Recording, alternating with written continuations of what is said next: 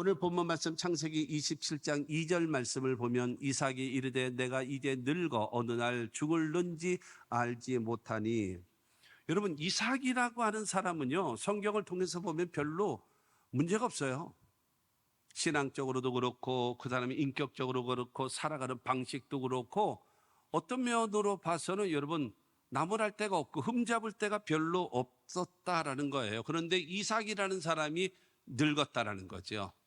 그리고 죽을는지 언제 죽을는지도 알지 못한다. 죽을 때가 다가온다라고 하는 겁니다. 근데 여러분, 이것은 누구에게나 올 수 있는 일이에요. 누구에게나. 어느 사람은 예외가 있나요? 아니에요. 조금 여러분 빨리 간다. 그럼 조금 먼저 갔을 뿐이죠. 똑같아요. 다만 시간차가 있을 뿐이지 똑같은 것입니다. 똑같은 것이에요.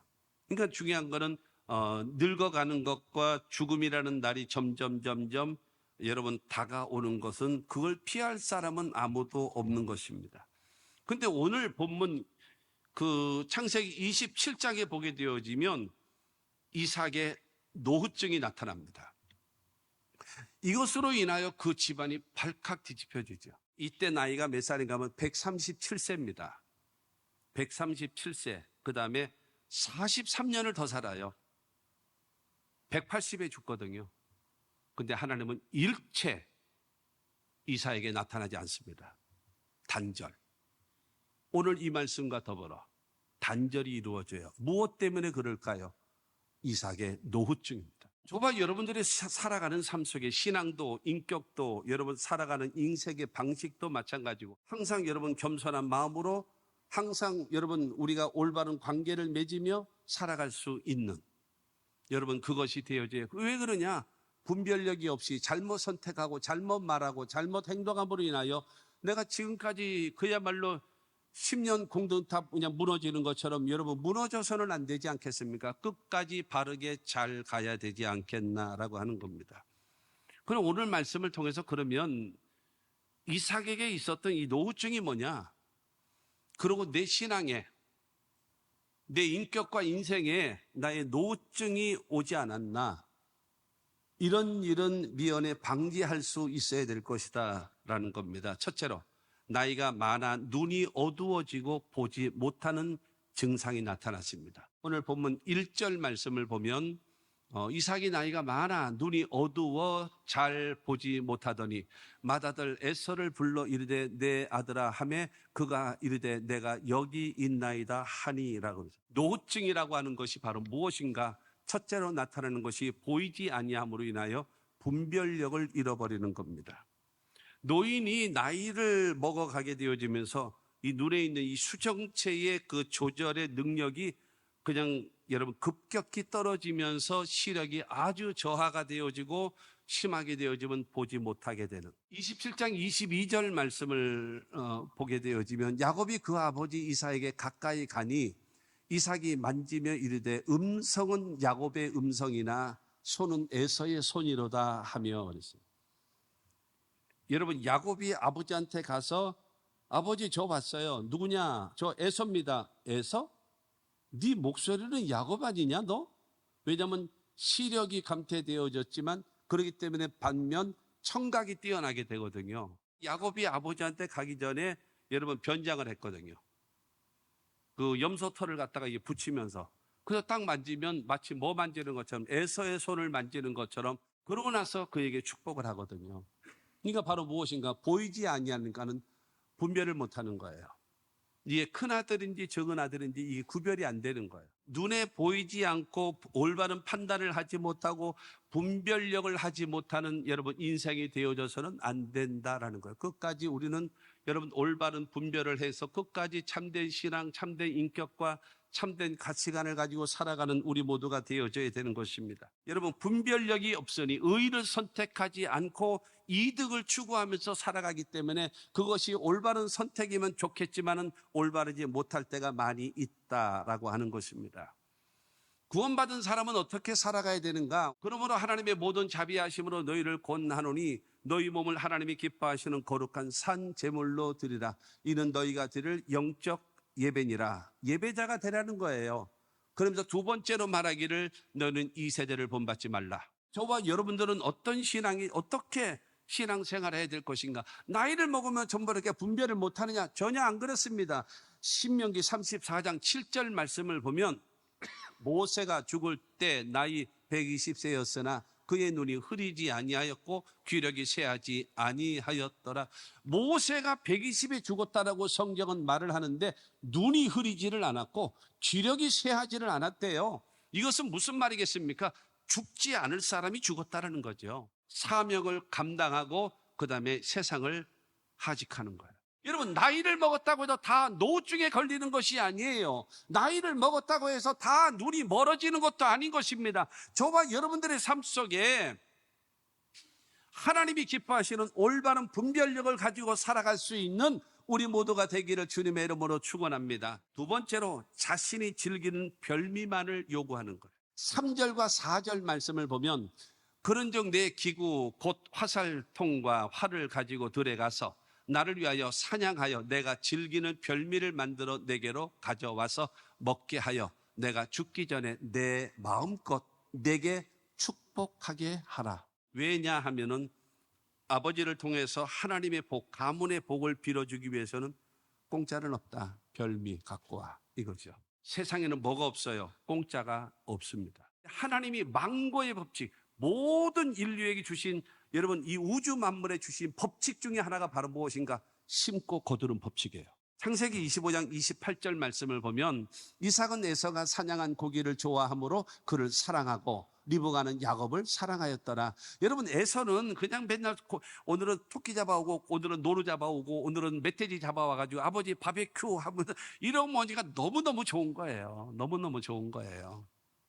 그런데 저 야곱은요, 맨날 부엌을 떠나지 않고 파 다듬고 앉았고 그 다음에 마늘 찍고 앉았고 설거지 같이 해. 그러니까는 엄마가 그냥 야곱을 사랑하는 거예요. 이렇게 돼. 그러니까 딱 거기가 편애가 이루어지는 거죠. 딱 편애가 이루어지는 그런 상황이 되어져 있다라는 것입니다. 그러니까 이삭이 여러분 에서에게 별미를 구한 것이 여러분 이삭의 가정에 큰 파탄의 도화선이 되는 거예요. 이스라엘 백성들이요, 광야를 지나가다가 새벽마다 내리는 만나를 주잖아요. 만나.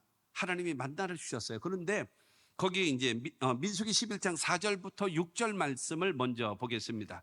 그들 중에 섞여 사는 다른 인종들이 탐욕을 품음에 이스라엘 자손도 다시 울며 이르되 누가 우리에게 고기를 주어 먹게 하랴. 우리가 애굽에 있을 때에는 값없이 생선과 오이와 참외와 부추와 파와 마늘들을 먹은 것이 생각나거늘 이제는 우리의 기력이 다하여 이 만나 외에는 보이는 것이 아무것도 없도다 하니 라고 말합니다. 이스라엘 사람에게 잡족들이 먼저 시작하고 이스라엘 사람들 같이 고기가 먹고 싶다.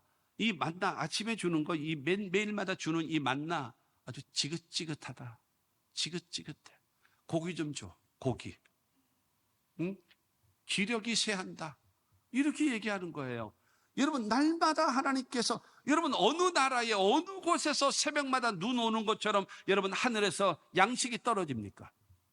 광야를 지나가는 그들에게 특별 서비스로 하나님이 해결해 주시는 거 아니에요? 그런데 이거 진짜 마음에 안 든다. 이게 너무너무 싫다. 이거 아주 각박한 음식, 아주 우리가 싫어한다 라고 이야기하면서 고기 달라, 고기. 그러니까 하나님께서 모세에게 내가 고기 줄게. 어떻게 해요? 걱정하지 마. 내가 줄게. 한 달 동안 내가 고기를 줄게. 새벽에는 만나를 내리고 저녁에는 메추라기 때로 너희들을 먹게 하리라. 성경에 보니까 하나님의 바람으로 내려줬기 때문에 갖다가 새지만 집어다가 먹었어요. 집어다 먹었는데 그거를 갖다가 요리해서 입에 씹기도 전에 하나님의 진노로 재앙을 때려서 수많은 사람이 죽임을 당하는 겁니다. 왜 그러느냐? 고기를 달라는 것이 잘못됐느냐? 별미를 달라는 것이 잘못됐느냐? 아니에요. 매일매일 주는 만나를 감사할 줄 알아야지.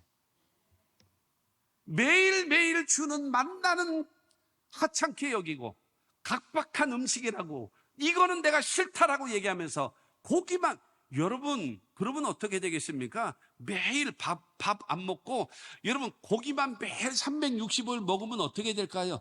죽어요.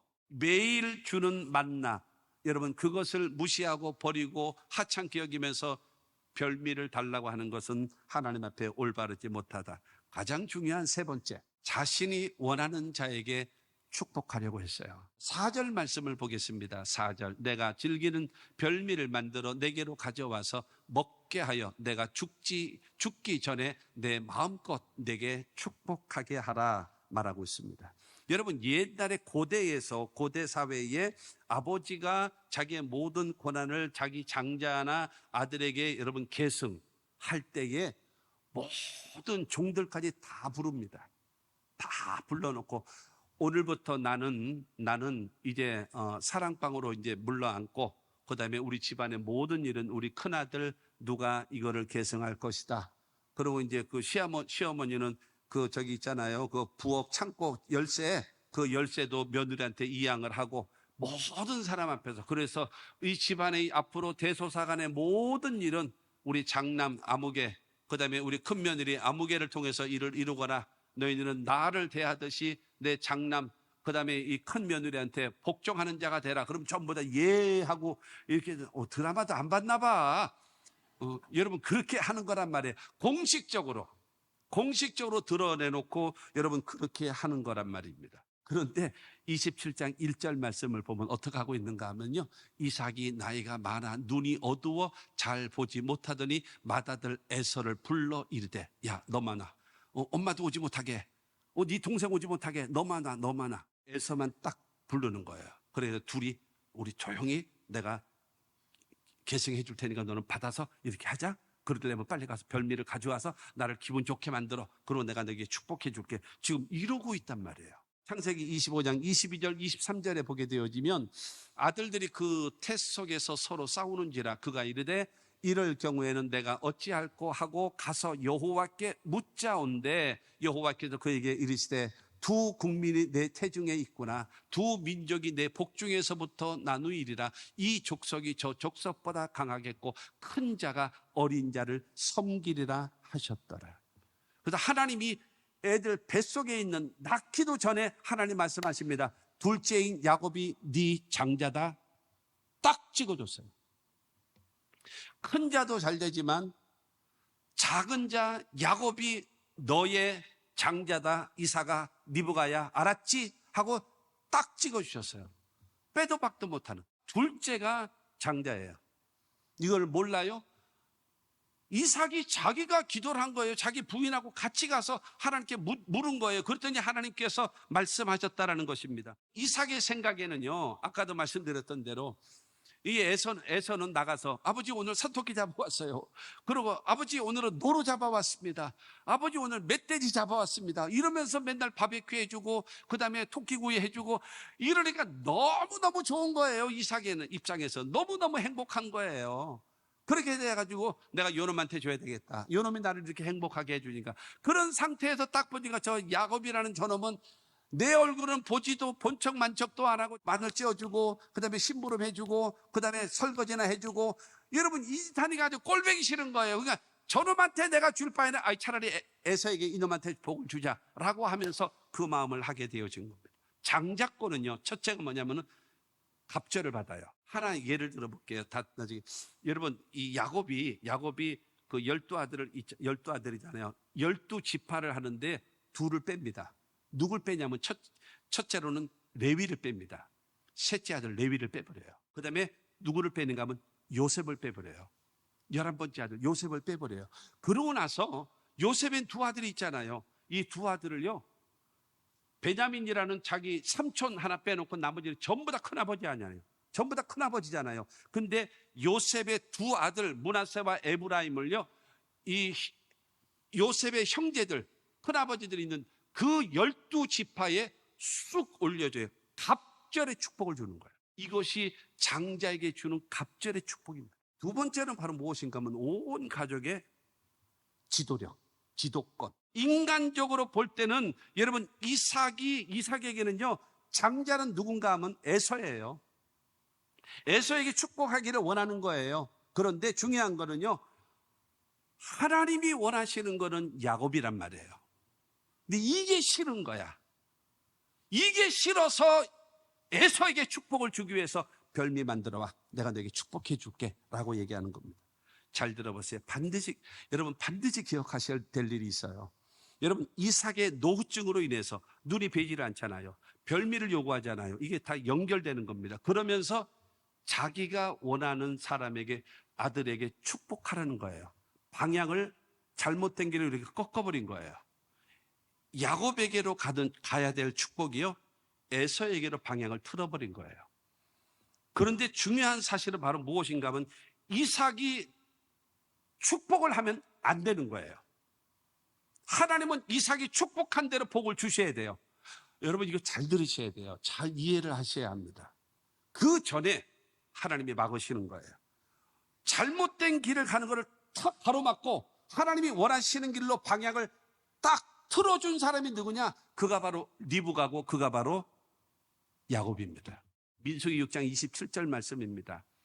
여러분, 이 말씀 전에 여러분 민수기 6장 24절부터 여호와는 내게 복을 주시고 너를 지키시기 원하며 여호와는 그 얼굴을 내게 비치사 은혜 베푸시기를 원하며 여호와는 그 얼굴을 내게로 향하사 평강 주시기를 원하노라.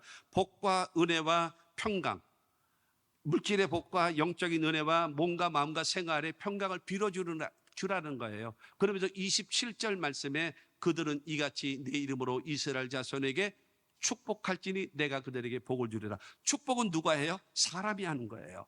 복은 누가 줘요? 하나님이 주시는 거예요. 지금 족장이고 가장이고 아버지로서 가문의 복과 하나님의 복을 이삭이 선포하면 그 복이 에서에게로 가야 되는 거예요.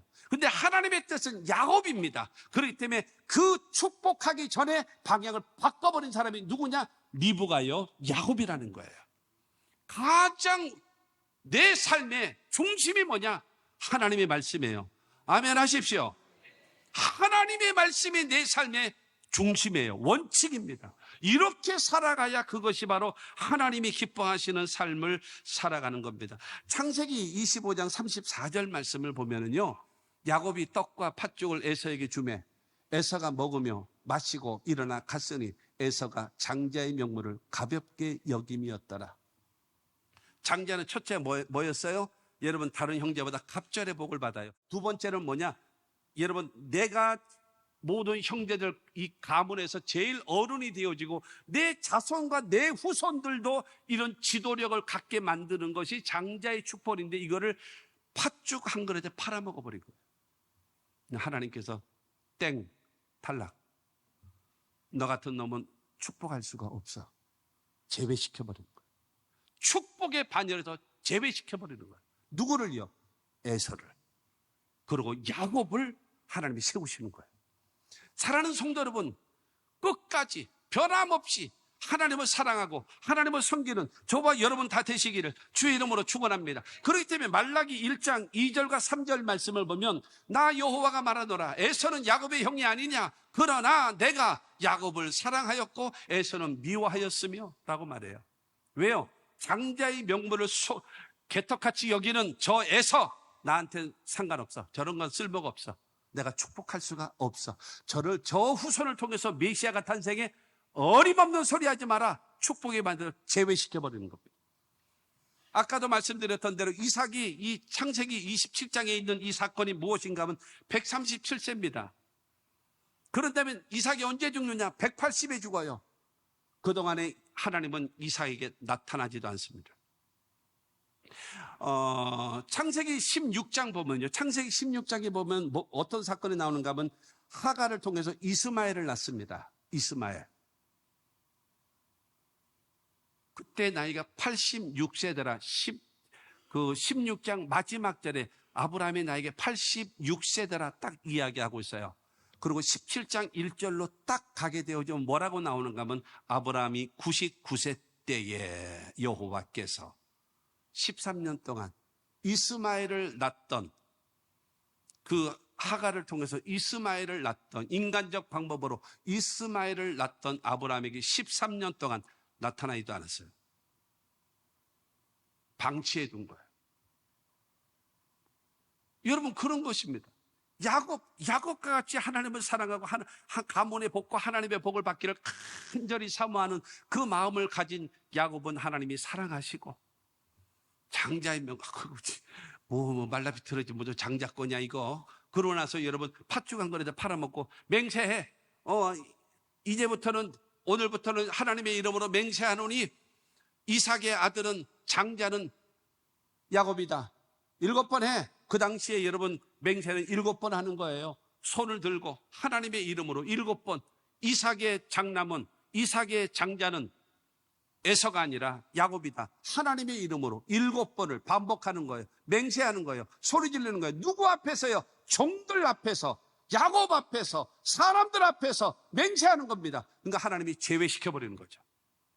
축복의 반열에서 제외시켜버리는 겁니다. 이 야곱의 이 축복이 저기에게 갔어요. 요셉에게요. 근데 이제 두 아들을 아버지가 죽기 전에 갖다 놓습니다. 그러니까 제가 야곱입니다. 오른손을 딱 내밀면 요셉의 큰아들 므낫세, 그 다음에 왼손을 피면 여기에 둘째 아들 에브라임이 있어요. 그냥 축복하면 돼요. 그런데 아버지가 손을 이렇게 어긋막져서 안수하는 거예요. 아버지 그러지 말아요. 그냥 아버지가 이제 손 펴요. 노인네가 무슨 팔을 꺾어. 그냥 펴. 그러면요, 내 아들 큰아들 므낫세가 있습니다.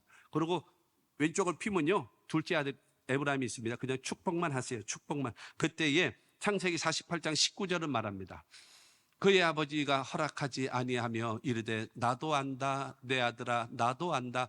그도 한 족속이 되며 그도 크게 되려니와 그의 아우가 그보다 큰 자가 되고 그의 자손이 여러 민족을 이루리라 하고. 아들아 나도 알아. 그러나 하나님이 에브라임을 더 축복하셔. 에브라임이 북이스라엘의 대표 아닙니까?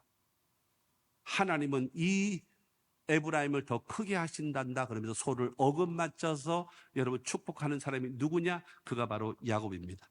야곱도 눈이 어두워서 보이지 않지만 하나님의 뜻을 알기 때문에 손을 어긋맞춰서라도 자기 아들 야곱, 여러분 요셉이 싫어하면서 그냥 손 쭉 뻗고 축복하면 됩니다. 알아 아들아 나도 안다. 그러나 하나님이 에브라임을 더 축복하신다 하면서 손을 어긋맞춰서 축복하는 것이 성도입니다. 여러분, 그것이 성도예요.